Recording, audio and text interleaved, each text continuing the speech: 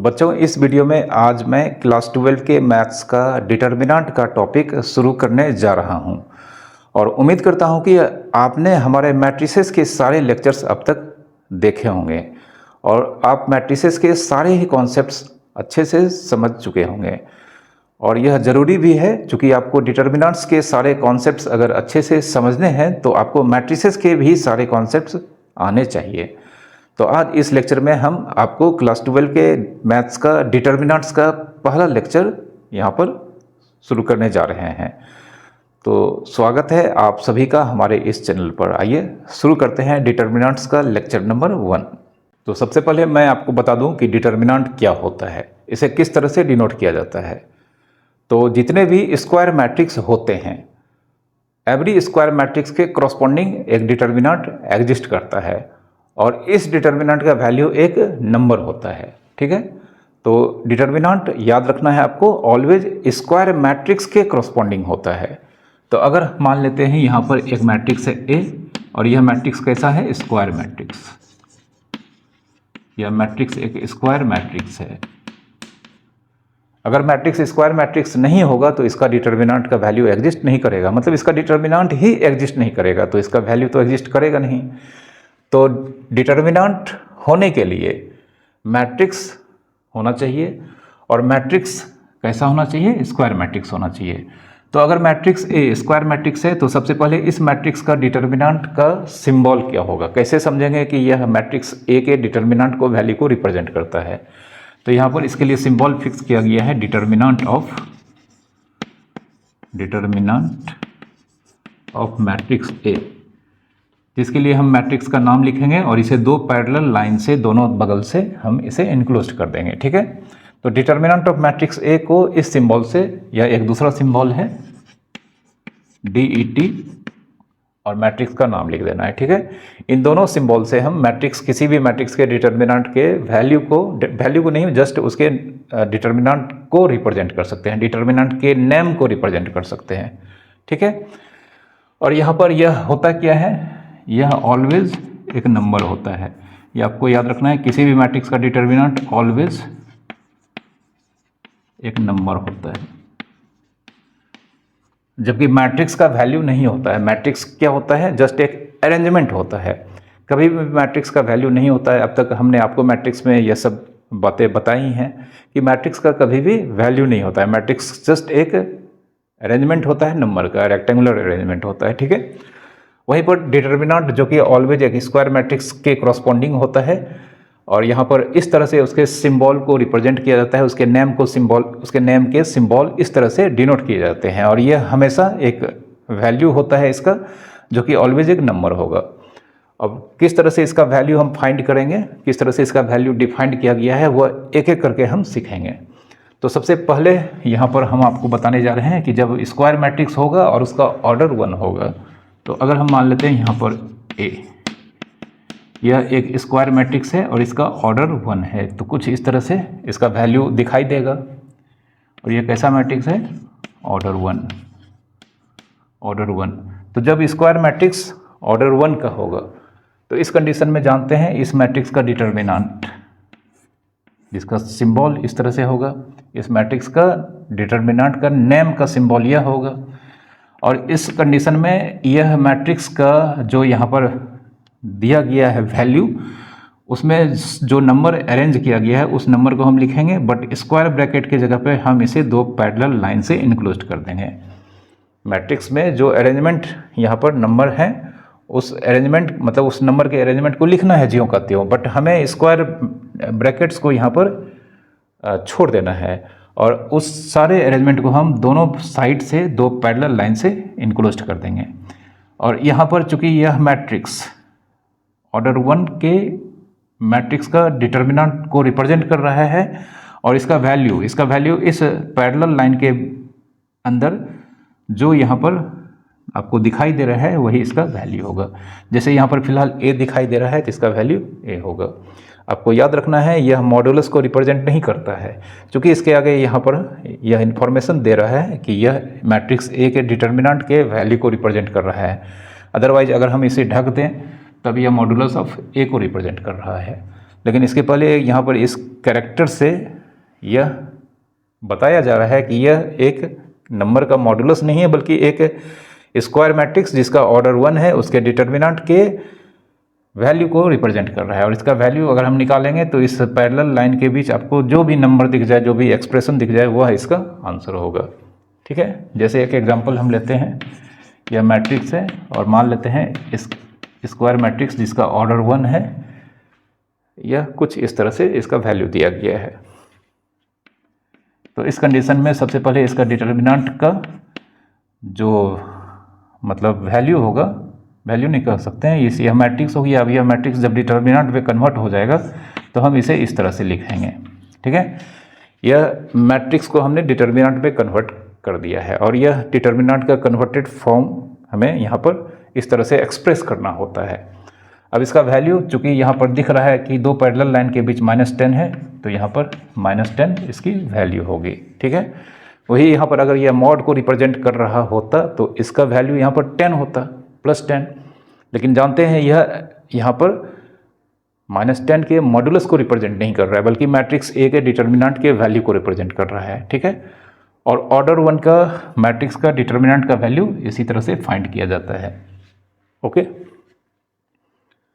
अब ऑर्डर 2, जब matrix order 2 का होगा तो उसका डिटर्मिनेंट कैसे निकालते हैं यह बता देते हैं आपको। दूसरा मान लेते हैं यह मैट्रिक्स है, इस बार ए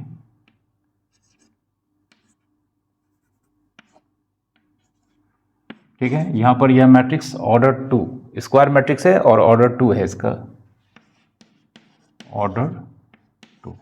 ठीक है, तो सबसे पहले हम इसे कन्वर्ट कर देंगे डिटर्मिनेंट में। तो इसके लिए इसके नाम को लिखा जाता है दो पैरेलल लाइन के बीच, और इन सारे अरेंजमेंट, नंबर के सारे अरेंजमेंट ज्यों का त्यों लिखेंगे, मतलब ADCB, और सिर्फ हमें स्क्वायर ब्रैकेट को हटाकर दो पैरेलल लाइन से रिप्लेस कर देना है। तो अब यह मैट्रिक्स का यह कॉरस्पॉन्डिंग डिटर्मिनेंट का एक्सप्रेशन हो गया।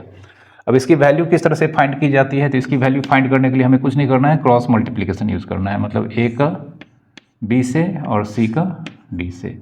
तो A का B से मल्टीप्लाई करेंगे तो जानते हैं AB होगा, उसके तुरंत बाद माइनस लिखना है, उसके बाद C का D से मल्टीप्लाई करके इसके माइनस के जस्ट बाद लिखना है, तो CD। ठीक है, आपको हमेशा ऊपर से नीचे की ओर मल्टीप्लाई करना है, वह भी क्रॉस मल्टीप्लिकेशन। मतलब ऑलवेज A का B से होगा, उसके जस्ट बाद हमें माइनस लिखना होगा, और उसके बाद C का D से प्रोडक्ट इस माइनस के बाद लिखेंगे। ठीक है, तो यह ऑर्डर 2 के मैट्रिक्स का डिटर्मिनेंट का वैल्यू और इसका एक्सप्रेशन, मतलब इसको एक्सप्रेस किया जाता है और इस तरह से इसका वैल्यू निकाला जाता है। ठीक है, जैसे एक एग्जांपल हम लेते हैं, यहाँ पर मैट्रिक्स A मान लेते हैं, मैट्रिक्स A कुछ इस तरह से दिया गया है, 3 -6 5 4। ठीक है, तो हम देख सकते हैं यह मैट्रिक्स ऑर्डर 2 का मैट्रिक्स है, स्क्वायर मैट्रिक्स है। अब इसका डिटर्मिनेंट जो एक्सप्रेस किया जाएगा, इसका डिटर्मिनेंट मतलब ये कॉरस्पॉन्डिंग डिटर्मिनेंट इसका इस तरह से होगा, 3 -6 5 4। अब इसका वैल्यू निकालने के लिए हमें क्रॉस मल्टीप्लिकेशन यूज़ करना है यहाँ पर। तो 3 को 4 से मल्टीप्लाई करेंगे, 3 × 4। अभी हम आपको मतलब सिखा रहे हैं, इसलिए हमने यहाँ पर 3 × 4 लिखा है। जब आप एक बार सीख जाएंगे तो यहाँ पर 3 × 4 नहीं लिखना है आपको, जस्ट 3 × 4 = 12 लिखना है। ठीक है, उसके जस्ट बाद हम माइनस साइन देंगे, उसके बाद फिर 5 × -6 5 × -6, और ये जानते हैं यहाँ 3 × 4 = 12 हो जाएगा, और यह माइनस माइनस प्लस 5 × 6 = 30। तो यहाँ पर टोटल इन दोनों का 42 होगा।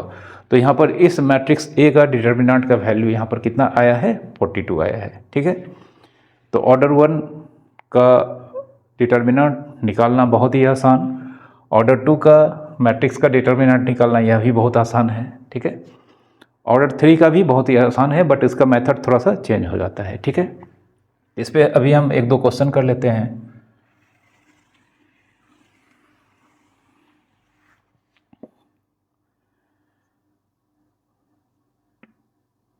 जैसे अगर एक क्वेश्चन है, मान लेते हैं मैट्रिक्स A दिया गया है x -1 6 5 4 और दिया गया है इस मैट्रिक्स ए का डिटर्मिनेंट 10 है। तो यहाँ पर हमें फाइंड करना है x, ठीक है। इस मैट्रिक्स ए का डिटर्मिनेंट का वैल्यू 10 दिया गया है, तो हमें वेरिएबल x की वैल्यू फाइंड करनी है, ठीक है। तो यहाँ पर हम प्रोसेस को यूज़ करते हैं।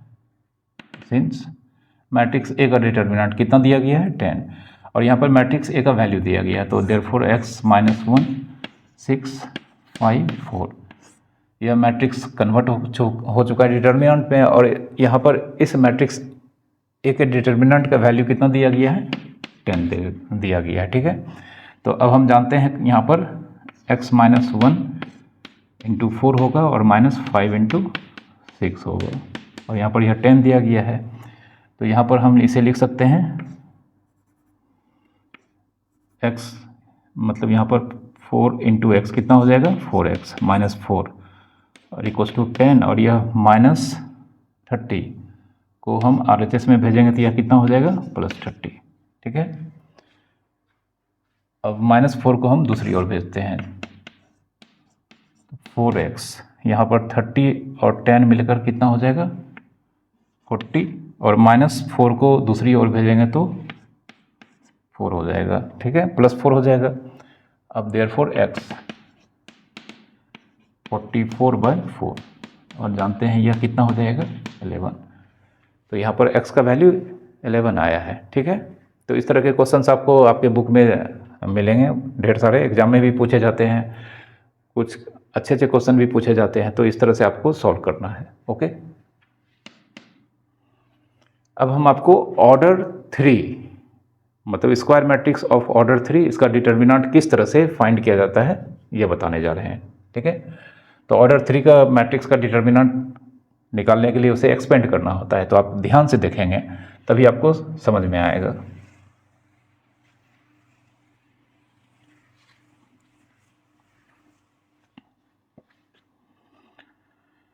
तो सबसे पहले यहाँ पर तीसरा केस हो गया, ये मान लेते हैं यह स्क्वायर मैट्रिक्स है कुछ इस तरह से A11 12 13 21 22 23 A31 32 यहाँ पे 33 यह स्क्वायर मैट्रिक्स है, कुछ इस तरह से इसका फॉर्म दिखाया गया है और यह ऑर्डर 3 का है, ठीक है।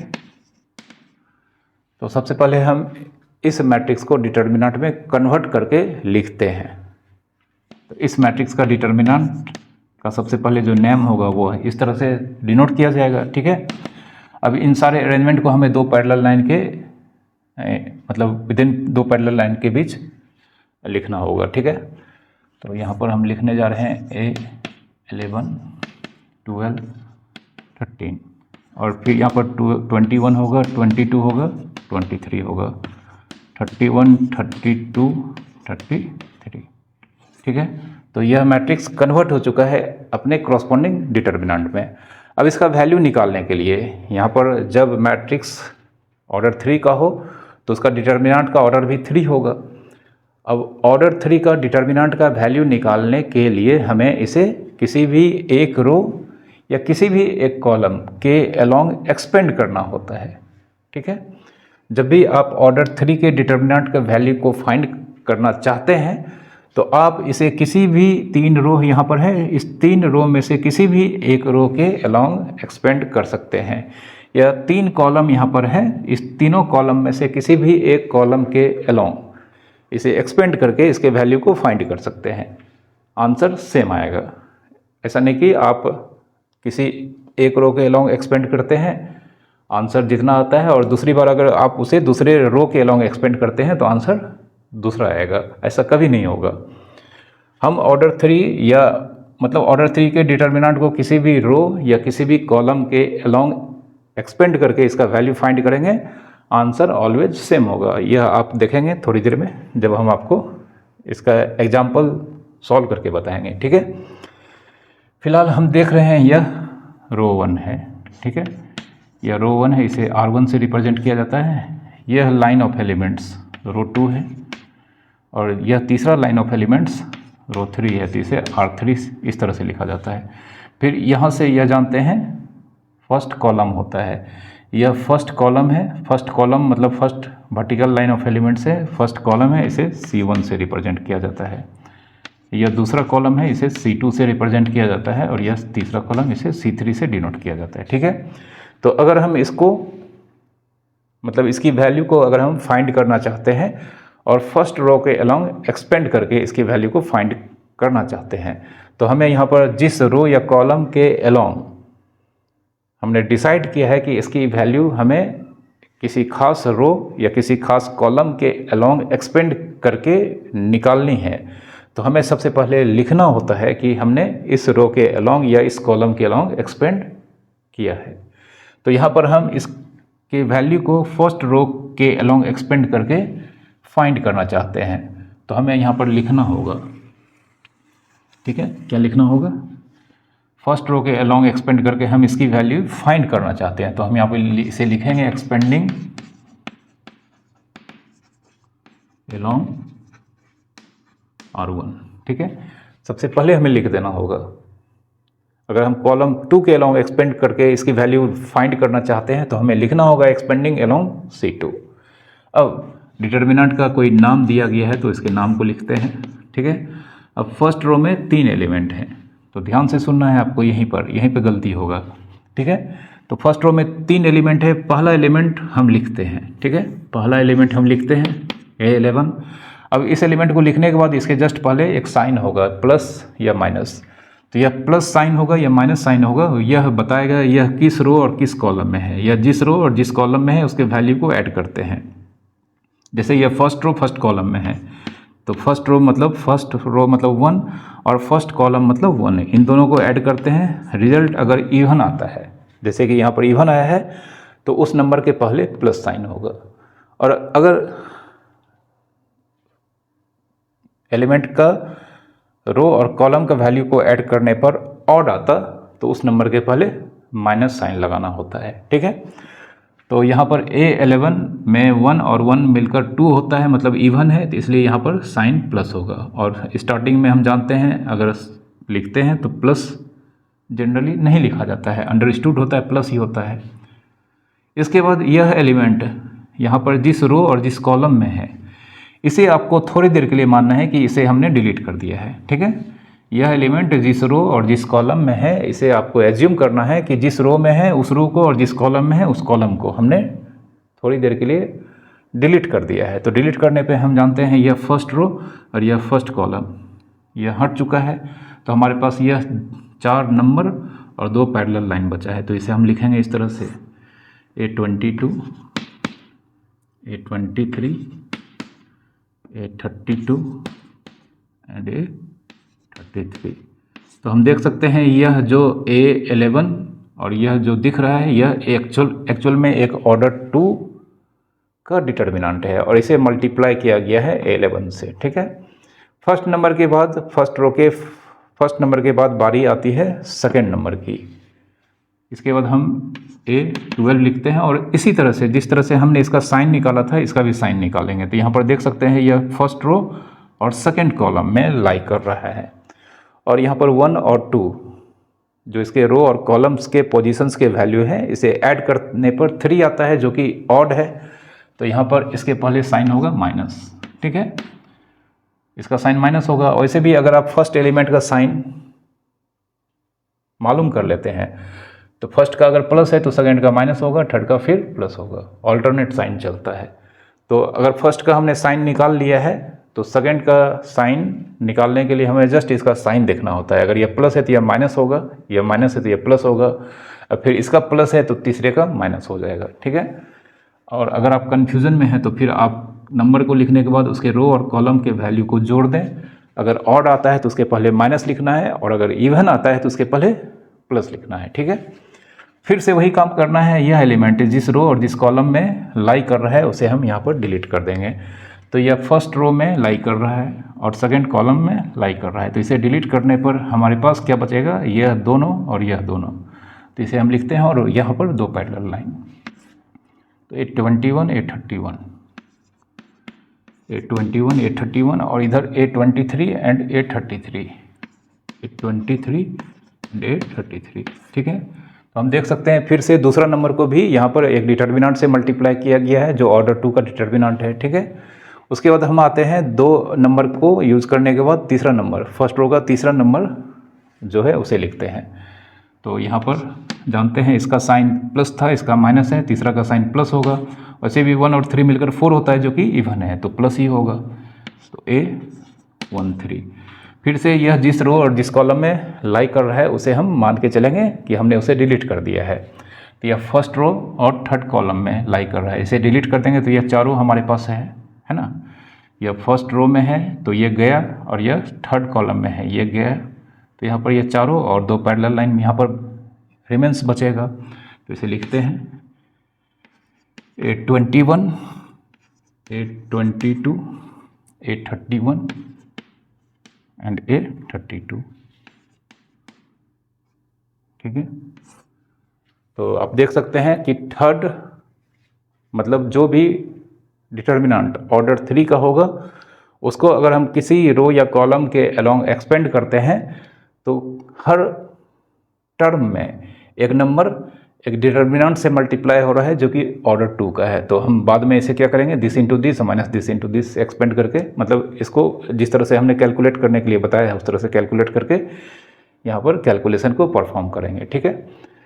तो आपको यहाँ पर फर्स्ट रो के अलोंग एक्सपेंड करने के लिए हमने बताया है जो शुरू में हमें लिखना होता है। अब जब भी एग्जामिनेशन में या कहीं पर भी इसको किसी भी रो या कॉलम के अलोंग एक्सपेंड करते हैं तो शुरू में आपको यहाँ पर लिख देना होता है कि हमने इस रो या इस कॉलम के अलोंग एक्सपेंड किया है।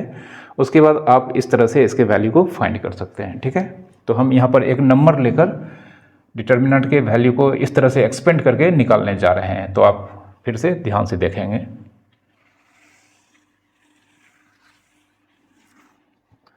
जैसे यहाँ पर हम डायरेक्ट एक डिटर्मिनेंट ही लेने जा रहे हैं जो कि मैट्रिक्स ए का रहा है। कुछ इस तरह से इसका वैल्यू है 2 -3 5 4 1 3 2 0 1, ठीक है।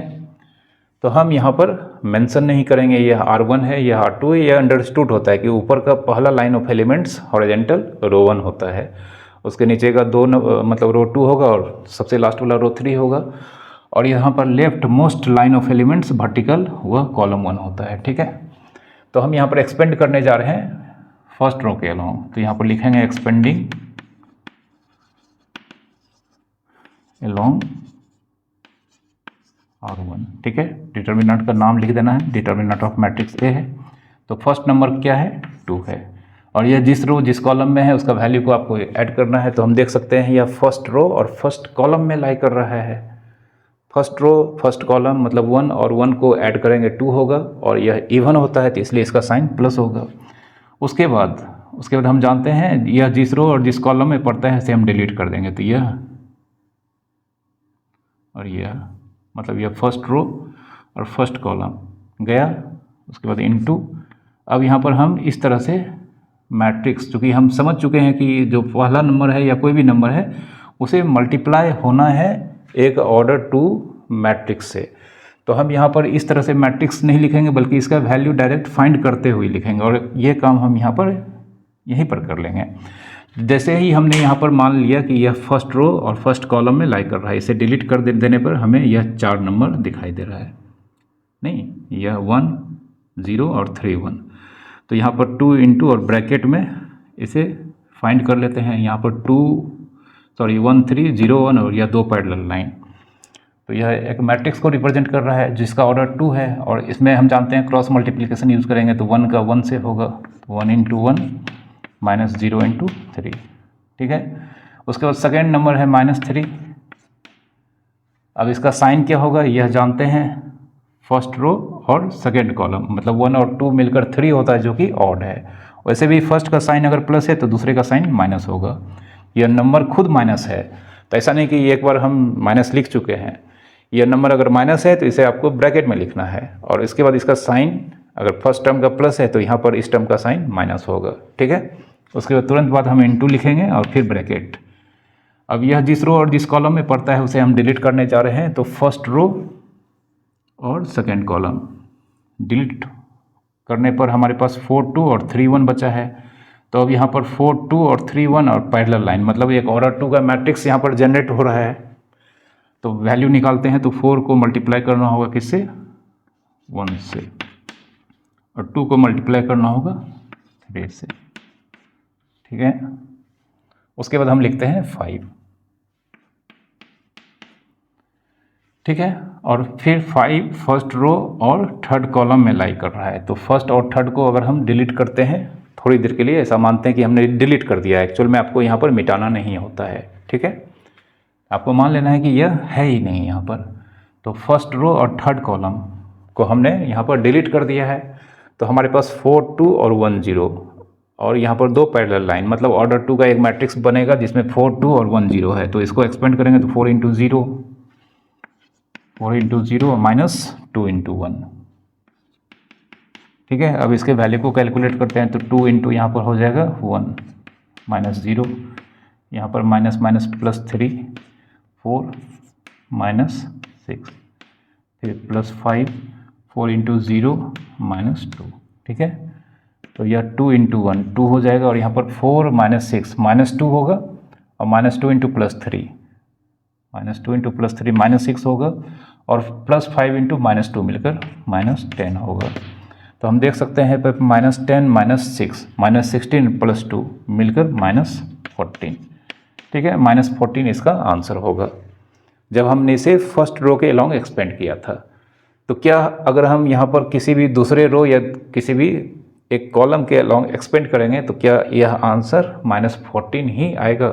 जी हाँ, आप ऑर्डर 3 के डिटर्मिनेंट के वैल्यू निकालने के लिए आप अगर इसे किसी भी रो या कॉलम के अलॉन्ग एक्सपेंड करते हैं तो every time answer becomes same. हम आपको यहाँ पर कॉलम 1 के अलॉन्ग या कॉलम 2 के अलॉन्ग इसको एक्सपेंड करके दिखा देते हैं, हमारा आंसर माइनस 14 ही यहाँ पर आएगा। ठीक है, अगर नहीं आता है तो आपने कहीं गलती की है, यह भी मान लो।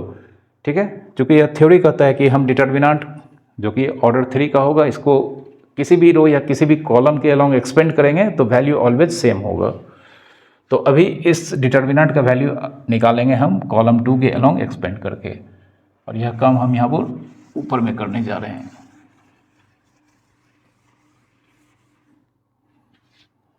ठीक है, तो यहाँ पर हमें लिखना होगा एक्सपेंडिंग अलॉन्ग C2 डिटर्मिनेंट ए। ठीक है, कॉलम 2, यह कॉलम 2 है जिसका पहला एलिमेंट है -3। अब -3 यह कौन सा रो कौन सा कॉलम में है? तो फर्स्ट रो और सेकंड कॉलम में है, मतलब 1 और 2। फर्स्ट रो मतलब 1 और सेकंड कॉलम मतलब 2। कॉलम का वैल्यू 2 हो जाएगा, रो का वैल्यू 1 होगा, और 1 और 2 मिलकर 3 हो जाता है जो ऑड है, तो इसलिए हमें यहाँ पर माइनस लिखना होगा। -3 खुद एक नंबर है, माइनस है, बट इसका साइन क्या होगा? -3 होगा, क्योंकि इस नंबर का रो और कॉलम का वैल्यू ऐड करने पर यहाँ पर ऑड नंबर आया है। और जानते हैं अगर ऐसा होता है, मतलब नंबर जो हम लिखते हैं यहाँ पर उसका रो और कॉलम का वैल्यू अगर जोड़ने पर ऑड आता है तो उस नंबर के पहले माइनस लगाना होता है, और अगर इवन होता है तो प्लस लगाना होता है। ठीक है, अब इनटू ब्रैकेट में हम जानते हैं अब इस नंबर, यह जो नंबर है जिस रो या कॉलम में हम यहाँ पर लाई कर रहा है उसको हम डिलीट करते हैं। तो यह फर्स्ट रो और सेकेंड कॉलम में लाई कर रहा है, इसे डिलीट कर देते हैं। तो हमारे पास 4 2 और 3 1 और दो पैरेलल लाइन। तो यहाँ पर हम एक्सपेंड करेंगे, मतलब एक्सपेंड नहीं करेंगे, अब यहाँ पर 4 2 और 3 1 और दो पैरेलल लाइन, मतलब ऑर्डर 2 का मैट्रिक्स हमारे सामने है। इसका वैल्यू निकालने के लिए हम क्रॉस मल्टीप्लिकेशन यूज़ करेंगे 4 का 1 के साथ। 4 इंटू 1 माइनस 2 इंटू 3। उसके बाद जानते हैं सेकेंड कॉलम का सेकेंड नंबर कौन है? 1। तो इसका साइन माइनस था तो अब इसका साइन प्लस ही होगा। ठीक है, क्योंकि जानते हैं यह सेकेंड रो सेकेंड कॉलम में है, मतलब 2 और 2 मिलकर 4 होगा जो इवन है, तो इसलिए इसका साइन प्लस होगा। अब यह एलिमेंट जिस रो और जिस कॉलम में पड़ता है, तो जानते हैं यह सेकेंड रो और सेकेंड कॉलम में लाई कर रहा है, तो यह पूरा का पूरा और यह पूरा का पूरा डिलीट कर चुके हैं हम। तो यह चला गया और यह चला गया, तो हमारे पास 2 और 2 और 5 और 1 और दो पैरेलल लाइन बचा है। तो वैल्यू निकालते हैं 2 इंटू 1 माइनस 2 इंटू 5। ठीक है, उसके बाद तीसरा नंबर क्या है? 0 है। तीसरा नंबर जानते हैं, फर्स्ट टर्म का साइन माइनस था, दूसरे का प्लस, तीसरे का माइनस होगा। हालांकि तीसरा नंबर मतलब तीसरा टर्म अब यहाँ पर लिखना ज़रूरी नहीं रह जाता है, क्योंकि यहाँ पर जो भी होगा उसे मल्टीप्लाई होना है ज़ीरो से, और ज़ीरो से मल्टीप्लाई होने पर उसकी वैल्यू ज़ीरो ही आएगी। फिर भी हम यहाँ पर लिखने जा रहे हैं, ठीक है, कोई फ़र्क नहीं पड़ता है। बट आपको आगे चल के इस तरह के चीज़ आप अगर सीख लेते हैं तो उसके बाद अगर इस तरह के सिचुएशन आते हैं तो आपको इस टर्म को इग्नोर करना है, ठीक है। तो ज़ीरो यहाँ पर थर्ड रो में और सेकंड कॉलम में लाई करता है, तो इसे डिलीट करने पे हमारे पास 2 4 5 3 और 2 पैरेलल लाइन होगा। तो यहाँ पर ऑर्डर 2 का मैट्रिक्स मिलेगा और इसका वैल्यू निकालेंगे क्रॉस मल्टीप्लिकेशन, 2 का 3 के साथ होगा, 2 × 3 और -4 × 5, ठीक है। तो यह टर्म तो ऐसे ही ज़ीरो हो जाएगा।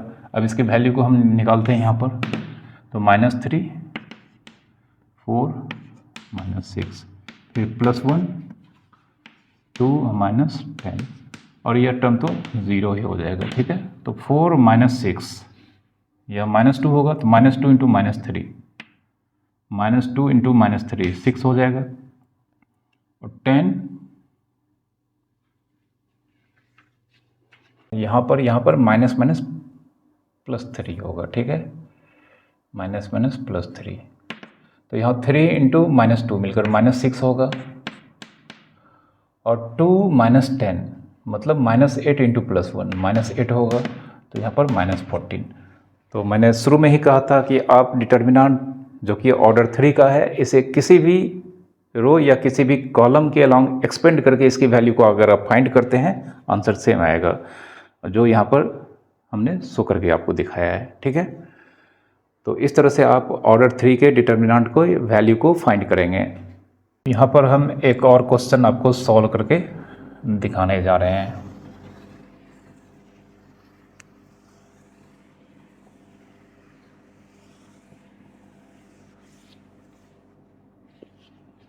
और अभी जो भी क्वेश्चंस हम आपको सॉल्व करके बताएंगे उसमें कुछ न कुछ जो रिजल्ट्स है या कंक्लूज़न है, जो जनरल कंक्लूज़न होता है, उसे यहाँ पर हम आपको बताएंगे।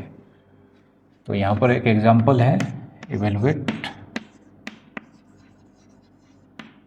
Determinant of matrix I3। यहाँ पर I3 आइडेंटिटी मैट्रिक्स या यूनिट मैट्रिक्स ऑफ ऑर्डर 3, इसके वैल्यू को रिप्रेजेंट करता है, ठीक है। तो हम लोग जानते हैं I3 का वैल्यू कुछ इस तरह से होता है, 1 0 0 0 1 0 और 0 0 1। तो अब इसका डिटर्मिनेंट यहाँ पर कुछ इस तरह से होगा।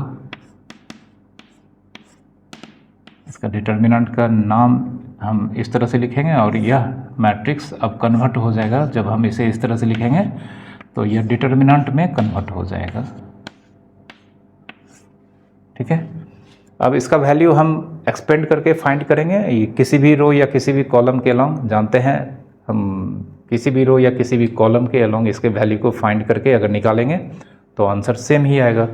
तो यहाँ पर हम फर्स्ट रो के अलोंग एक्सपेंड करने जा रहे हैं, तो एक्सपेंडिंग अलोंग R1, ठीक है। फर्स्ट रो के अलोंग एक्सपेंड करने जा रहे हैं, इसलिए यह लिखना होता है। और यह जब भी आप करेंगे इसकी आदत आप डाल लें ये लिखने की, कि आप किस रो या किस कॉलम के अलोंग इस डिटर्मिनेंट के वैल्यू को एक्सपेंड करके फाइंड करने जा रहे हैं। यहाँ पर I3 फर्स्ट रो का पहला एलिमेंट 1 है, और जानते हैं इसका साइन प्लस होगा, चूँकि यह फर्स्ट रो फर्स्ट कॉलम में लाई करता है। तो फर्स्ट रो और फर्स्ट कॉलम मतलब 1 और 1 मिलकर 2 हो जाएगा, और 2 इवन है इसलिए इसका साइन क्या होगा, प्लस होगा, ठीक है। अब यह जिस रो जिस कॉलम में पड़ता है, ऐसे अगर हम डिलीट कर देते हैं तो यह first row first column delete हो चुका है। तो 1 × 1 -0 × 0 लिखेंगे। उसके बाद के दो नंबर यहाँ पर देख सकते हैं 0 है, जिसे हमें लिखने की ज़रूरत नहीं है, क्योंकि जानते हैं यहाँ पर 2 नंबर लिखेंगे और वह दोनों ही नंबर एक ऑर्डर 2 के मैट्रिक्स के डिटर्मिनेंट से मल्टीप्लाई होंगे। बट 0 से किसी भी नंबर को अगर हम मल्टीप्लाई करेंगे तो ऑलवेज 0 आता है। तो यहाँ पर देख सकते हैं यह 2 नंबर 0 है, जिसे लिखने की यहाँ पर ज़रूरत नहीं है। तो यहाँ पर इस डिटर्मिनेंट का वैल्यू निकालने के लिए सिर्फ हमने इसे फर्स्ट रो के सिर्फ एक एलिमेंट को यूज़ करना है, ठीक है। ज़ीरो को आपको यूज़ करना ही नहीं है आपसे, हालांकि आपकी मर्जी है, आप लिखना चाहें तो लिख लें, बट यहाँ पे एक लॉजिक है, 0 इंटू समथिंग 0 होगा, तो कोई फ़ायदा नहीं है लिखने का। तो यहाँ पर 1 इंटू 1 माइनस 0 1 होगा, ठीक है। तो आप अब आपसे यह याद कर लें कि डिटर्मिनेंट किसी भी आइडेंटिटी मैट्रिक्स का डिटर्मिनेंट का वैल्यू ऑलवेज 1 होता है। आइडेंटिटी मैट्रिक्स किसी भी ऑर्डर का हो, उसके डिटर्मिनेंट का वैल्यू ऑलवेज 1 होता है। तो इसे हम आपको यहाँ पर लिख देते हैं, आपसे आप याद रखेंगे। आइडेंटिटी मैट्रिक्स ऑर्डर n है और इसका डिटर्मिनेंट कितना होगा, 1 होगा, ठीक है। यहाँ पर i मतलब हो गया आइडेंटिटी मैट्रिक्स और n इसका ऑर्डर हो गया। तो आइडेंटिटी मैट्रिक्स ऑर्डर n और इसका डिटर्मिनेंट ऑलवेज कितना होगा, 1 होगा। यह चीज़ आपको याद रखना है, ठीक है। अब एक दूसरा क्वेश्चन जिससे कुछ इसी तरह का रिजल्ट हमें मिलेगा और वह रिजल्ट काफ़ी काम का होगा, जो कि आप ऑब्जेक्टिव क्वेश्चंस जब सॉल्व करेंगे तो इस तरह के रिजल्ट्स को आप वहाँ पर यूज़ कर पाएंगे, ठीक है।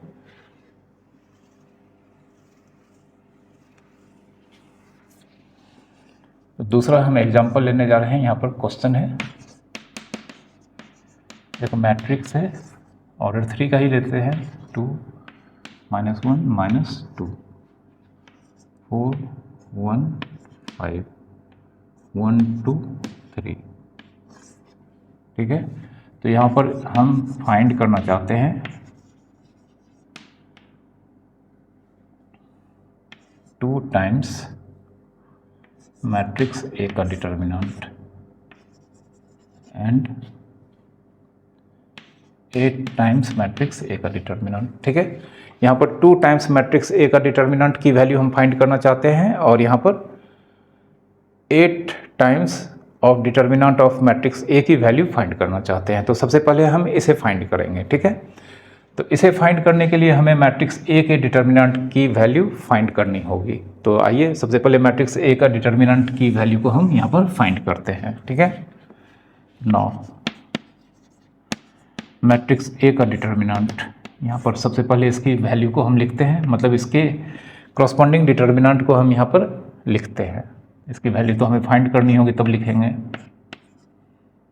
4 1 5 1 2 3, ठीक है। तो यहाँ पर यह मैट्रिक्स कंप्लीटली अपने क्रॉसपॉन्डिंग डिटर्मिनेंट में कन्वर्ट हो चुका है।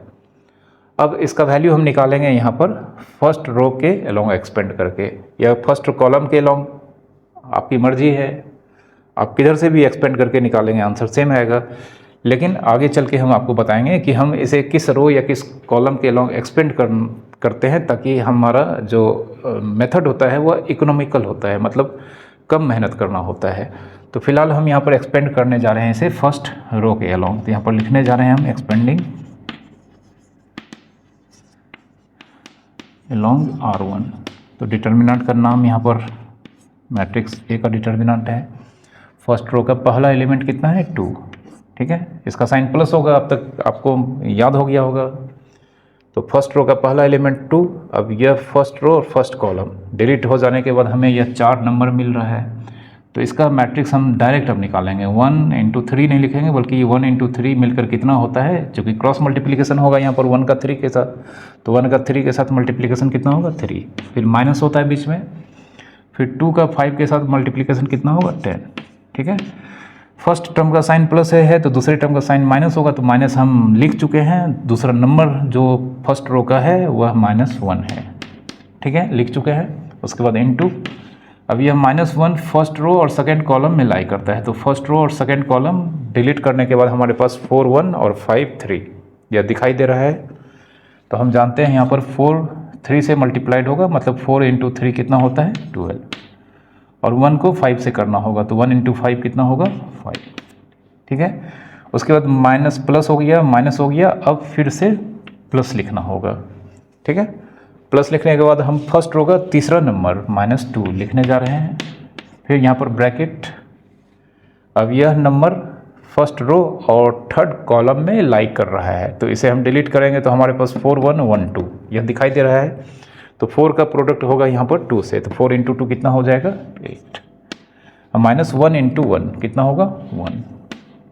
तो इस तरह से यहाँ पर 2 इंटू 3 माइनस 10 मिलकर माइनस 7 होगा। फिर यहाँ पर 1 प्लस हो जाएगा और यहाँ पर 12 माइनस 5, 12 माइनस 5 7 होगा। फिर यहाँ पर यह माइनस 2 होगा और 8 माइनस 1 7 होगा। ठीक है, तो यहाँ पर देख सकते हैं माइनस 14, फिर प्लस 7 और फिर माइनस 14। ठीक है, माइनस 14 प्लस 7 माइनस 14, तो माइनस 14 माइनस 14 माइनस 28, और माइनस 28 में अगर हम 7 सब्ट्रैक्ट कर देते हैं, ठीक है, तो 20 माइनस 28 में 7 अगर हम सब्ट्रैक्ट कर देंगे तो माइनस 21। ठीक है, माइनस 21 आएगा। लेकिन हमें वैल्यू फाइंड करनी है किसकी, 8 times of matrix of determinant A. तो मैट्रिक्स ऑफ डिटर्मिनेंट ए की वैल्यू माइनस 21 हमने फाइंड कर ली है।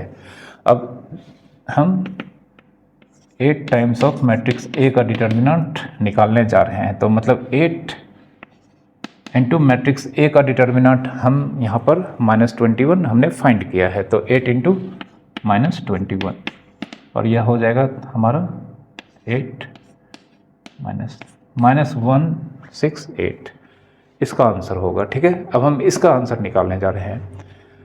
सबसे पहले हमें मैट्रिक्स ए को 2 से मल्टीप्लाई करना होगा, उसके बाद जो डिटर्मिनेंट ऑब्टेंड होगा उसकी वैल्यू हम फाइंड करेंगे।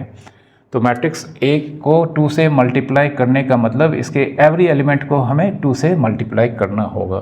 तो आइए परफॉर्म करते हैं, और इसका आंसर हमने निकाल करके अभी रख लिया है। ठीक है,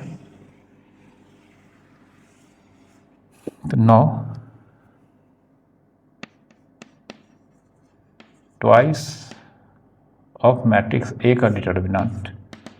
तो जानते हैं मैट्रिक्स को अगर किसी नंबर से मल्टीप्लाई करना होता है तो मैट्रिक्स के एवरी एलिमेंट्स या एवरी एंट्रीज उस नंबर से मल्टीप्लाई करने होते हैं। तो यहाँ पर इस मैट्रिक्स के सारे एलिमेंट्स ट्वाइस हो जाएंगे।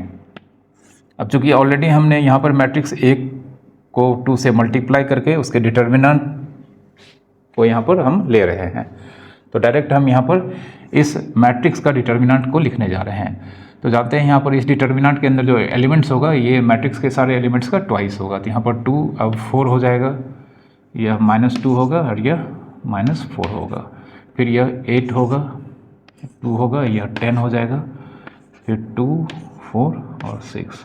तो कुछ इस तरह का डिटर्मिनेंट हमें दिखाई देगा। अब हम इसे एक्सपेंड करते हैं फर्स्ट रो के अलोंग। ठीक है, तो यहाँ पर हम लिख देते हैं expanding along first row, expanding along R1। ठीक है, और आपको हम शुरू में ही बता देते हैं कि इसका भी आंसर -168 ही आएगा, क्योंकि यहाँ पर हम एक जनरल कंक्लूजन या जनरल प्रॉपर्टीज आपको बताने जा रहे हैं। ठीक है, यहाँ पर 2 क्वेश्चन, इन दोनों के आंसर सेम होंगे। ठीक है, अब यहाँ पर 2 लिखा है हमने और यहाँ पर 8 लिखा है, यह कैसे होगा, यह इस क्वेश्चन को हम सॉल्व करने के बाद आपको बताएंगे। ठीक है, तो थोड़ी देर के लिए यह एक मिस्ट्री है, आप मिस्ट्री को मिस्ट्री रहने दें, आप उसके बाद सीखेंगे इसको। तो ट्वाइस ऑफ मैट्रिक्स ए का determinant 4 first row first column. ठीक है, डिलीट हो गया तो 2 इंटू 6 12 माइनस 4 इंटू 10 40, उसके बाद माइनस, इसका प्लस है तो इसका माइनस होगा, और यहाँ पर खुद नंबर ही माइनस है तो -2 लिखेंगे, इंटू यह रो मतलब फर्स्ट रो और सेकेंड कॉलम डिलीट हो चुका है, तो 8 2 और 10 6, तो 8 इंटू 6 48 -2 इंटू 10 20, फिर प्लस। ठीक है, प्लस माइनस फिर प्लस होगा, बट यह नंबर खुद माइनस है तो यहाँ पर -4 इंटू, तो यह रो और यह कॉलम चला गया, यहाँ पर 8 2 और 2 4, तो 8 4 जा 32 और -2 इंटू 2 कितना 4 होगा। ठीक है, तो अब इसे कैलकुलेट करते हैं, 4 इंटू 12 माइनस 40, तो 12 माइनस 40 कितना हो जाएगा -28। फिर यहाँ पर माइनस माइनस प्लस 2 हो जाएगा इंटू 48 माइनस 20, तो 48 माइनस 20 ये हो जाएगा हमारा 28। फिर यहाँ पर -4 इंटू 32 माइनस 4 28, ठीक है। अब 4 इंटू 28, तो ऐसा करते हैं हम 28 कॉमन ले लेते हैं, 28 हम कॉमन ले लेंगे, 28 यहाँ पर हम लिखते हैं। 28 अगर हम कॉमन लेते हैं तो यहाँ पर -4, यहाँ पर 2 प्लस 2 और यहाँ पर -4, ठीक है। तो यहाँ पर -4 -8 प्लस 2 मतलब -6 होगा। 28 इंटू -6, 28 इंटू -6 इसे ऊपर लिखते हैं हम। 28 इंटू -4 -8 प्लस 2 मतलब -6। अब 6 8 जा 48, 6 2 जा 12, 4 16 -168। आप देख सकते हैं जो प्रीवियस आंसर हमने आपको पहले ही बताया था कि इन दोनों का आंसर सेम आएगा। तो यहाँ पर 2 टाइम्स ऑफ मैट्रिक्स ए का डिटर्मिनेंट -168 आया है, ठीक है। अब यह किस प्रॉपर्टी के कारण, हमने आपको शुरू में ही बता दिया था कि इन दोनों का आंसर सेम होगा। तो वह प्रॉपर्टी यह है कि अगर हम किसी मैट्रिक्स को एक नंबर से मल्टीप्लाई करके उसकी डिटर्मिनेंट की वैल्यू को निकालते हैं, जैसे हमने यहाँ पर इस मैट्रिक्स ए को हमने 2 से मल्टीप्लाई किया है और इसके डिटर्मिनेंट के वैल्यू को निकालते हैं, तो इस केस में यह नंबर बाहर आ जाता है। नंबर को बाहर लिखेंगे इनटू मैट्रिक्स ए का डिटर्मिनेंट, इतना तो लिखेंगे, बट जो नंबर हमने यहाँ पर इस डिटर्मिनेंट मतलब यह मैट्रिक्स ए के साथ मल्टीप्लाई हुआ था, इसे हमने यहाँ पर डिटर्मिनेंट के सिंबल के बाहर किया है, तो अब इस पर हमें एक पावर लगाना होगा, ठीक है। और यह पावर मैट्रिक्स के ऑर्डर जो है उसी के इक्वल्स होगा। तो इस मैट्रिक्स का ऑर्डर कितना है, 3 है। तो यहाँ पर जो नंबर यहाँ पर मैट्रिक्स ए के साथ मल्टीप्लाइड था वह बाहर आया है, इसे हमने बाहर किया है। इस पर हमें इस मैट्रिक्स ए के ऑर्डर के बराबर इसके पावर को लिखना है, ठीक है। तो यहाँ पर ट्वाइस 2 टाइम्स मैट्रिक्स ए का डिटर्मिनेंट 2 + 2 3 कितना हो जाएगा, 8। यह प्रॉपर्टी होता है और इसी प्रॉपर्टी के चलते इन दोनों का आंसर यहाँ पर सेम आया है। तो इस प्रॉपर्टी को अब हम यहाँ पर आपको लिखने जा रहे हैं। क्या प्रॉपर्टी है, इसे हम अच्छे ढंग से लिख देंगे ताकि आपको याद रहेगा और इसे आप याद रख के अच्छे अच्छे क्वेश्चंस बना सकते हैं, ठीक है। तो प्रॉपर्टी यह है कि if A order n matrix, ठीक है, ए मैट्रिक्स है, ऑर्डर n है, तो ऑर्डर n है तो यह स्क्वायर मैट्रिक्स ही होगा, ठीक है। And k does not equals to 0 is a number, और k एक नंबर है लेकिन यह नंबर 0 के इक्वल्स नहीं होना चाहिए। तो then k times matrix A का डिटर्मिनेंट इक्वल्स टू k, बाहर कर देंगे मैट्रिक्स ए का डिटर्मिनेंट, और k का एक पावर होगा जो जिस मैट्रिक्स का यहाँ पर डिटर्मिनेंट दिखाया गया है इसके ऑर्डर के इक्वल्स इस नंबर पर डिटर्मिनेंट होगा। तो यहाँ पर एक ऑर्डर कितना है, n, ठीक है। तो इसे आपको याद रखना है, जिस नंबर को हम बाहर करेंगे उस पर पावर होगा मैट्रिक्स का ऑर्डर, ठीक है। तो इससे आप बहुत अच्छे अच्छे क्वेश्चंस बना सकते हैं, ठीक है। अब यहाँ पर हम आपको कुछ क्वेश्चंस को सॉल्व करके बताने जा रहे हैं, तो आप भी इन क्वेश्चंस को खुद से बनाएंगे तो आपकी अच्छे से मतलब जो कॉन्सेप्ट्स हैं वो अच्छे से आपको मालूम हो जाएंगे, ठीक है। तो हमारे पास एक क्वेश्चन है, ए ऑर्डर 3 का मैट्रिक्स है और बी ऑर्डर 4 का मैट्रिक्स है। ए ऑर्डर 3 का मैट्रिक्स है और बी ऑर्डर 3 का मैट्रिक्स है, और मैट्रिक्स ए का डिटर्मिनेंट का वैल्यू 2 है और मैट्रिक्स बी का डिटर्मिनेंट का वैल्यू मान लेते हैं 10 है। ठीक है, तो सबसे पहले हमें वैल्यू निकालनी है, इवैल्यूएट 2 टाइम्स मैट्रिक्स बी का डिटर्मिनेंट, 2 टाइम्स मैट्रिक्स बी का डिटर्मिनेंट। इसका वैल्यू निकालना है, बहुत ही आसान है, नंबर को बाहर निकालना होगा। तो सिंस 2 टाइम्स मैट्रिक्स बी का डिटर्मिनेंट, 2 को बाहर करेंगे और इस पे पावर मतलब एक्सपोनेंट होगा जो b का ऑर्डर है, तो b का ऑर्डर 4 है तो इसका पावर 4 हो जाएगा। इनटू 2 को बाहर करने के बाद सिर्फ यहाँ पर डिटर्मिनेंट ऑफ मैट्रिक्स b होगा। 2 की पावर 4 कितनी होती है, 16 होती है। ठीक है, और मैट्रिक्स b का डिटर्मिनेंट यहाँ पर दिया गया है 10 है, तो 16 को यहाँ पर मल्टीप्लाई करेंगे 10 से, तो आंसर हमारा 160 होगा।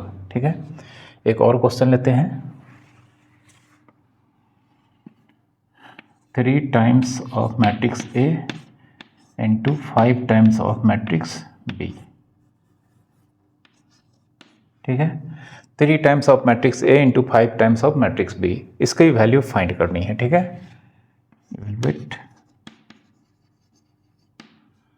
तो फिर से हम जानते हैं यहाँ पर 3 टाइम्स ऑफ मैट्रिक्स A का डिटर्मिनेंट है, तो जिसमें हमें 3 को यहाँ पर बाहर करना होगा, तो 3 को बाहर करेंगे और इसका एक्सपोनेंट मैट्रिक्स A के डिटर्मिनेंट के ऑर्डर जो यहाँ पर 3 है इसके बराबर होगा, इनटू मैट्रिक्स A का डिटर्मिनेंट इनटू, इसमें हमें 5 को बाहर करना होगा, तो 5 को बाहर करते हैं और ऑर्डर मतलब इस पर एक्सपोनेंट होगा जो कि मैट्रिक्स B के ऑर्डर के बराबर होगा, तो 5⁴ इनटू मैट्रिक्स का डिटर्मिनेंट। ठीक है, तो 3 का क्यूब कितना हो जाता है 27 इनटू मैट्रिक्स A का डिटर्मिनेंट, मैट्रिक्स A का डिटर्मिनेंट दिया गया है 2 और 5⁴ यह हो जाता है हमारा 625 इनटू मैट्रिक्स B का डिटर्मिनेंट दिया गया है 10। ठीक है, तो यहाँ पर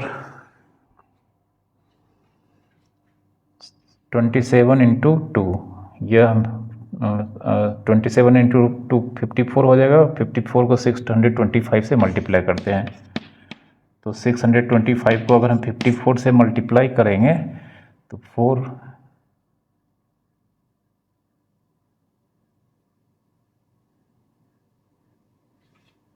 ठीक है, 4 इंटू 5 20 होगा, 4 2 जा 8 2 10 4 6 जा 24 25। ठीक है, और फिर 5 5 जा 25, 5 2 जा 10 2 12, 5 6 जा 30 प्लस 1। ठीक है, 0 5 7 3 3, तो आंसर हो जाएगा हमारा, इन तीनों का प्रोडक्ट मिलकर कितना हुआ है 33750, 33750 इंटू 10। ठीक है, यह इसका आंसर होगा। ओके, एक और क्वेश्चन लेते हैं, एकदम सिंपल क्वेश्चन है, इस तरह का आपको पूछा जा सकता है। Evaluate 10I4 determinant, 10 into I4 matrix और इसका डिटर्मिनेंट, इसका वैल्यू फाइंड करना है। तो 10 को हम बाहर करेंगे और जानते हैं I4 मतलब आइडेंटिटी मैट्रिक्स और इसका ऑर्डर कितना है यहाँ पर 4 है, तो 10 की पावर 4 हो जाएगा इनटू मैट्रिक्स I4 का डिटर्मिनेंट। ठीक है, अब 10 की पावर 4 को अभी हम छोड़ते हैं और I4 आइडेंटिटी मैट्रिक्स किसी भी ऑर्डर का हो इसका डिटर्मिनेंट 1 होता है, हम आपको बता चुके हैं। अल्टीमेटली आंसर 10⁴ होगा। ठीक है, तो इस तरह के क्वेश्चंस अभी और भी जब चैप्टर्स हम आगे आपको पढ़ाएंगे तो इस तरह के प्रॉपर्टीज अभी और आने वाले हैं, तो इसमें घबराने वाली बात नहीं है। आपको सिर्फ अभी से जो भी फैक्ट्स हम आपको यहाँ पर बताए हैं वो सब आपको याद रखना है। ठीक है, और क्वेश्चंस आपको बुक्स के बनाने होंगे। अब एक दूसरा क्वेश्चन हम यहाँ पर सॉल्व करने जा रहे हैं जो कुछ इस तरह का है।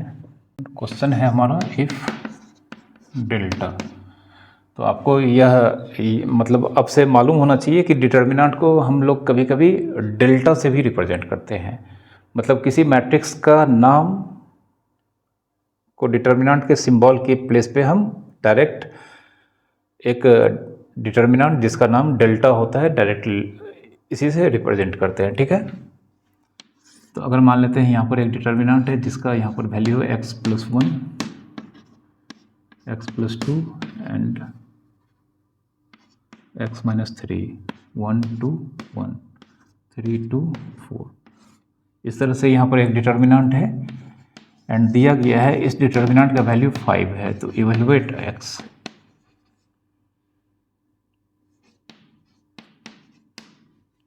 यहाँ पर इस डिटर्मिनेंट का वैल्यू जिसे डेल्टा कहा गया है इसका वैल्यू 5 दिया गया है। तो हमें यहाँ पर वेरिएबल x की वैल्यू फाइंड करनी है, ठीक है।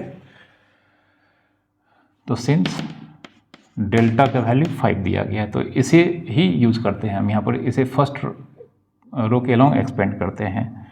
तो एक्सपेंडिंग अलोंग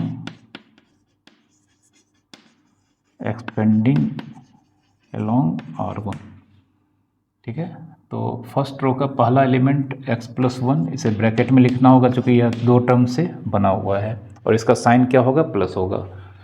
तो फर्स्ट रो और फर्स्ट कॉलम यहाँ पर डिलीट होने के बाद हमें 2 2 1 4 दिखाई दे रहा है, मतलब ऑर्डर 2 का डिटर्मिनेंट होगा 2 2 1 4 और यह दो पैरेलल लाइन। तो इसे हम वैल्यू निकालने के लिए क्रॉस मल्टीप्लिकेशन यूज़ करेंगे। तो 2 × 4 कितना हो जाएगा, 8 -2 1 जा 2। उसके बाद दूसरा नंबर फर्स्ट रो का कितना है, मतलब दूसरा नंबर बोले या दूसरा टर्म बोले, इसके पहले माइनस लगेगा चूँकि यहाँ पर प्लस था। तो x+2 फर्स्ट रो और सेकंड कॉलम डिलीट करेंगे तो हमारे पास 1 3 एंड 1 4 यह बचेगा और यहाँ पर 1 × 4 होगा और -3 × 1 होगा। तो यहाँ पर 1 × 4 कितना हो जाएगा, 4 और -3 × 1 3। उसके बाद साइन प्लस होगा चूँकि प्लस माइनस उसके बाद प्लस होगा और तीसरा नंबर फर्स्ट मतलब तीसरा टर्म है फर्स्ट रो का x-3, यह रो और यह कॉलम क्योंकि यह फर्स्ट रो में है तो फर्स्ट रो और थर्ड कॉलम में है तो थर्ड कॉलम डिलीट करेंगे तो 1 3 और 2 2। तो यहाँ पर 1 × 2 कितना हो जाएगा, 2 -3 2 जो 6 और इस डिटर्मिनेंट का वैल्यू दिया गया है 5, ठीक है।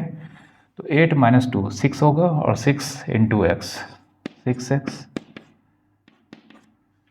और 6 × 1 6, ठीक है। यहाँ पर 4 - 3 1 होगा और 1 को अगर हम मतलब 4 - 3 1 और यहाँ पर माइनस है तो एक तरह से यहाँ पर -1 मल्टीप्लाई होगा x+2 से तो -x -2 और यहाँ पर 2 - 6 -4 होगा तो -4 × x तो -4x और -4 × -3 +2 है जो यहाँ पर = 5 के बराबर है।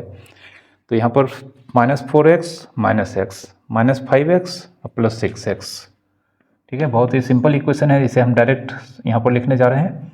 -4x -x -5x और +6x मिलके क्या हो जाएगा, x होगा, ठीक है। फिर यहाँ पर 12 और 6 18 में से 2 चला जाएगा तो कितना होगा, 16 = 5, ठीक है। तो x का वैल्यू यहाँ पर कितना हो जाएगा, देयरफॉर x का वैल्यू 5 - 16 तो 5 - 16 मतलब -11। तो यहाँ पर इस डिटर्मिनेंट का वैल्यू 5 तभी होगा जब यहाँ पर वेरिएबल x की वैल्यू कितनी होगी, -11, ओके। तो इस तरह के क्वेश्चंस भी आपको बुक्स में मिलेंगे और एग्जामिनेशन में भी इस तरह के क्वेश्चंस 1 मार्क्स या 2 मार्क्स के अक्सर पूछे जाते हैं। तो इस तरह के क्वेश्चंस आप खोज करके अपने बुक्स में या कहीं पर भी मिले तो आप इसकी प्रैक्टिस आपको करनी होगी, ओके। एक क्वेश्चन हम और लेने जा रहे हैं। क्वेश्चन है हमारा, इफ यह एक मैट्रिक्स है Aij और इसका ऑर्डर है 3×3 और Aij = दिया गया है I + j + 2। Evaluate determinant of matrix है, ठीक है। मैट्रिक्स का कंडेंस्ड फॉर्म दिया गया है और यहाँ पर ऑर्डर 3 है, मतलब स्क्वायर मैट्रिक्स है और इसका जनरल एलिमेंट निकालने का यह एक्सप्रेशन दिया गया है। तो हमें इस मैट्रिक्स का डिटर्मिनेंट्स का वैल्यू निकालना है। तो सबसे पहले इसके लिए हमें मैट्रिक्स ए की वैल्यू फाइंड करनी होगी। तो इस तरह के मैट्रिक्स का जब क्वेश्चन दिया जाता है तो इसके वैल्यू किस तरह से फाइंड किया जाता है हमने मैट्रिक्स के लेक्चर में आपको ऑलरेडी बताया हुआ है। तो सबसे पहले इस तरह के मैट्रिक्स को हम एक्सपेंडेड फॉर्म में लिखेंगे। ऑर्डर 3×3 है तो कुछ इस तरह से इसका एलिमेंटल पोजीशन होगा A11 12 13 21 22 23 31 32 एंड 33। यह इस मैट्रिक्स के एक्सपेंडेड फॉर्म को रिप्रेजेंट करता है और यहाँ पर यह एलिमेंटल पोजीशन कॉरस्पॉन्डिंग प्लेसेस पे इस तरह के मतलब सिंबल से डिनोट किए जाएंगे। अब यहाँ पर AIJ दिया गया है i + j + 2। तो हमें कुछ नहीं करना है, हर एलिमेंट में i और j के वैल्यू को ऐड करके उसमें 2 ऐड करना है। तो यहाँ पर 1 + 1 + 2 लिखेंगे, फिर यहाँ पर 1 + 2 + 2 लिखेंगे, यहाँ पर 1 + 3 + 2 लिखेंगे और यही काम इस तरह का काम सारे एलिमेंट्स के लिए हम यहाँ पर करेंगे। तो पहले इस तरह से लिखना होता है 2 + 1 + 2 3 + 1 + 2 2 + 2 + 2 एंड 3 + 2 + 2 2 + 3 + 2 एंड 3 + 3 + 2। ठीक है, तो अब हमें मैट्रिक्स ए का वैल्यू यहाँ पर मिलने जा रहा है 2 3 4 2 2 4 5 3 2 5 6। तो देख सकते हैं 4 5 6 है, यहाँ पर 5 6 7 होगा। ठीक है, और यहाँ पर 3 2 5 6 6 इसके बाद 7 और इसके बाद 8। तो मैट्रिक्स ए का वैल्यू मिल चुका है। अब इसकी डिटर्मिनेंट की वैल्यू हम यहाँ पर फाइंड कर लेते हैं। यहाँ पर मैट्रिक्स ए का डिटर्मिनेंट सबसे पहले इसे एक्सप्रेस कर देते हैं 4 5 6 4 5 6 5 6 7 6 7 8।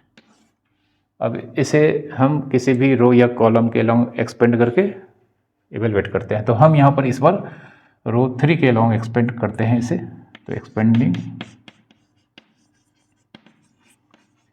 along R3। ठीक है,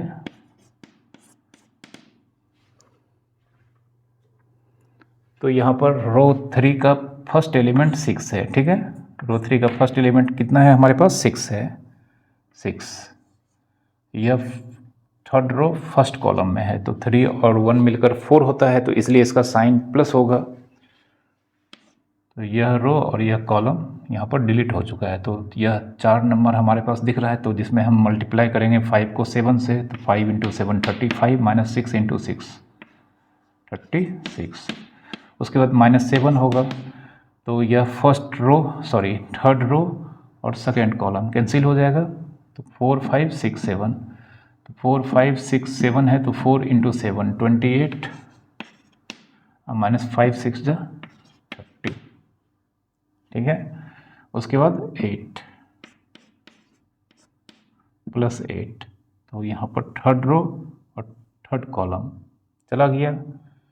थर्ड रो थर्ड कॉलम चला गया, तो 4 5 5 6 4 × 6 4 × 6 कितना 24 -25। ठीक है, अब इसे कैलकुलेट करते हैं। तो यहाँ पर 6 × यहाँ पर 35 - 36 -1 होगा 7 28 - 30 -2 होगा और +8 24 - 25 -1 होगा। ठीक है, तो -6 + 14 और -8 -6 + 14 -8। तो हम देख सकते हैं -8 -6 -14 और +14 मिलकर कितना हो जाएगा 0। तो यहाँ पर इस कंडीशन में इस मैट्रिक्स का डिटर्मिनेंट का वैल्यू 0 होगा। ओके, अब एक क्वेश्चन हम आपको और बताने जा रहे हैं जिसमें हमें किस तरह से एक्सपेंड करेंगे इसका आपको टेक्निक्स बताएंगे। तो उसके पहले हम आपको बता देते हैं कि अगर डिटर्मिनेंट के किसी भी रो या कॉलम में अगर 0 नहीं हो तो आप जिधर मर्जी चाहें उधर से एक्सपेंड कर सकते हैं। जैसे यहाँ पर इस डिटर्मिनेंट के इनसाइड एक भी ज़ीरो नहीं है, तो इस कंडीशन में हमें यहाँ पर रेंडमली किसी भी रो या किसी भी कॉलम के लॉन्ग एक्सपेंड मतलब करना चाहिए, कोई दिक्कत नहीं है।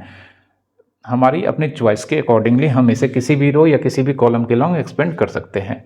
बट डिटर्मिनेंट में अगर हमें एक या एक से अधिक जीरो होगा तब फिर हमारे पास एक चॉइस है जिससे हम अपने एक्सपेंशन मतलब इस तरह के कैलकुलेशन को इकोनॉमिकल बना सकते हैं। तो उसको हम यहाँ पर आपको बताने जा रहे हैं। जैसे मान लेते हैं कि हमारे पास एक डिटर्मिनेंट है डेल्टा 3 5 6 2 1 0 3 1 4। तो इस डिटर्मिनेंट में हम देख सकते हैं कि यहाँ पर सेकेंड रो में एक ज़ीरो है या थर्ड कॉलम में एक ज़ीरो है। तो जैसा कि हमने आपको बताया है कि यहाँ पर यह डिटर्मिनेंट ऑर्डर 3 का है। किसी भी रो या किसी भी कॉलम के अलोंग अगर एक्सपेंड करते हैं तो इसकी वैल्यू सेम आएगी।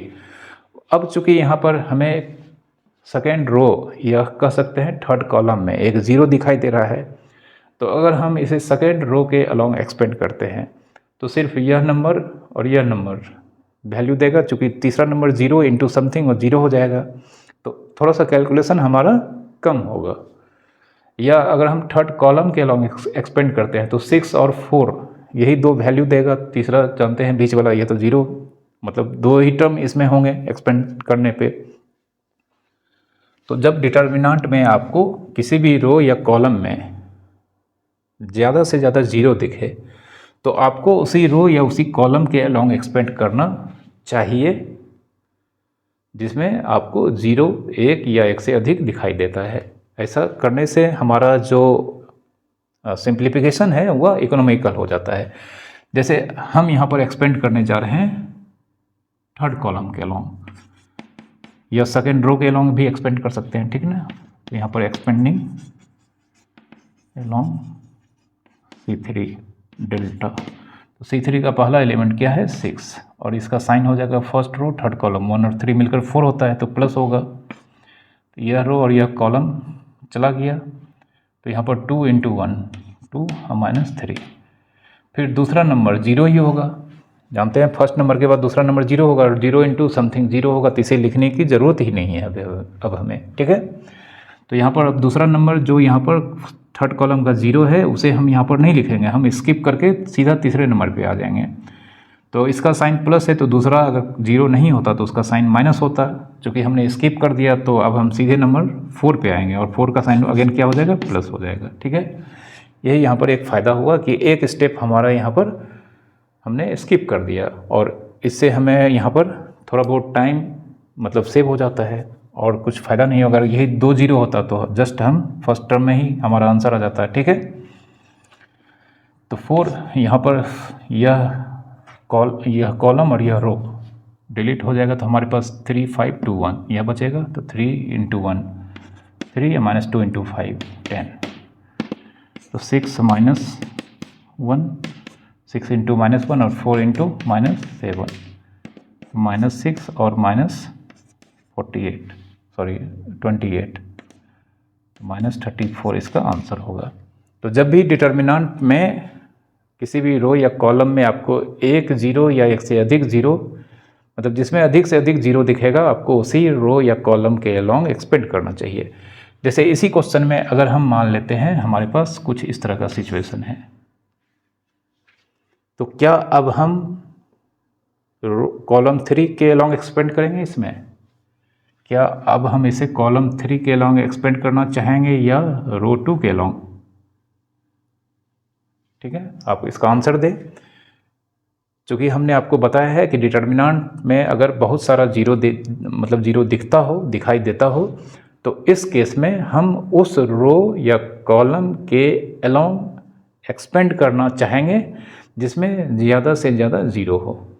तो अगर हम कॉलम 3 के अलोंग एक्सपेंड करना चाहते हैं तो इसमें एक ज़ीरो दिखाई दे रहा है और अगर हम रो 2 के अलोंग एक्सपेंड करना चाहते हैं तो इसमें 2 जीरो दिखाई दे रहा है। चूँकि कॉलम 2 में ज़्यादा जीरो यहाँ पर हमें दिखाई दे रहा है तो यहाँ पर हम कॉलम 2 के अलोंग एक्सपेंड करना चाहेंगे, ये ज़्यादा इकोनॉमिकल होगा। और हम देख सकते हैं यहाँ पर हमें सिर्फ फर्स्ट नंबर ही इसकी वैल्यू, इस डिटर्मिनेंट की वैल्यू हमें प्रोवाइड करा देगी। क्योंकि दूसरा और तीसरा नंबर तो जीरो है, तो जीरो इंटू समथिंग वो जीरो ही हो जाएगा। तो इसे अगर हम एक्सपेंड करेंगे यहाँ पर इस केस में, तो इसे एक्सपेंड करना बेनिफिशियल होगा, इकोनॉमिकल होगा किस रो के लॉन्ग, रो 2। और यहाँ पर कुछ नहीं करना है, जस्ट रो 2 का पहला नंबर 2, इसका साइन क्या होगा, माइनस होगा। अब यह जिस रो और जिस कॉलम में ऐसे डिलीट करते हैं तो हमारे पास 5 6 1 4, जिसमें 5 4 से मल्टीप्लाई होकर 20 होगा और 1 6 से मल्टीप्लाई होकर 6 होगा। बाकी दूसरा नंबर जीरो आएगा, दूसरा नंबर जीरो आएगा और तीसरा नंबर भी जीरो आएगा, और जीरो इंटू समथिंग क्या होगा, जीरो। तो इसे लिखने की यहाँ पर ज़रूरत ही नहीं है, ठीक है। तो -20 इंटू 40, ठीक है, -28 इसका आंसर होगा। ओके, तो इस लेक्चर को आज हम यहीं पर समाप्त करते हैं, और आई होप आप आज के लेक्चर में जितने भी फैक्ट्स और कॉन्सेप्ट्स हमने आपको बताए हैं आप उसे अच्छे से समझ पाए होंगे। तो वीडियो अगर अच्छे से समझ में आया हो तो आप इसे लाइक कर देना, शेयर कर देना, और चैनल को अगर आपने अब तक सब्सक्राइब नहीं किया है तो प्लीज़ आपसे रिक्वेस्ट है आप इसे जल्दी से सब्सक्राइब कर लें। Thank you very much for watching.